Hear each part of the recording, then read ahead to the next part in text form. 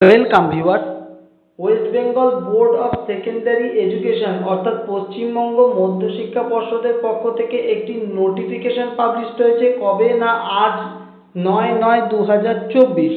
এবং এই নোটিফিকেশনটা কাদের উদ্দেশ্যে একটু দেখে নেব। দেখুন, 2 হিসেবে দেওয়া আছে, the heads of all recognised secondary school under WBBSE, অর্থাৎ পশ্চিমবঙ্গ মধ্যশিক্ষা পর্ষদের অন্তর্ভুক্ত যে সমস্ত সেকেন্ডারি স্কুল আছে তাদের যে হেড অর্থাৎ হেডমাস্টার, হেডমিস্ট্রেস বা টিআইসি যেই থাকুন না কেন, অর্থাৎ সেই বিদ্যালয়ের যিনি প্রধান আছে তাদের উদ্দেশ্যে কিন্তু এই নোটিফিকেশনটি পাবলিশ হয়েছে।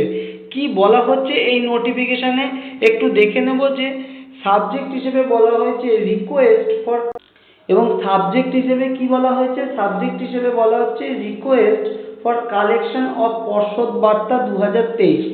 মধ্যশিক্ষা পর্ষদের যে পর্ষদ বার্তা, সেই পর্ষদ বার্তা 2023-এর যে পর্ষদ বার্তা সেটি কালেকশনের জন্য বলা হচ্ছে বিদ্যালয়ের প্রধানদের। এবং কবে কালেকশন করতে হবে একটু দেখে নেব।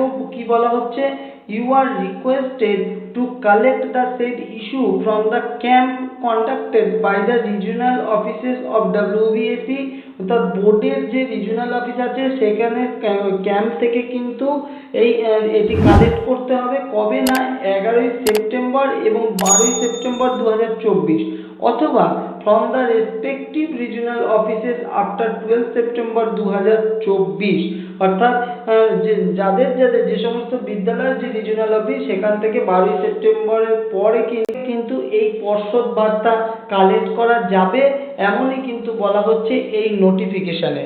ধন্যবাদ।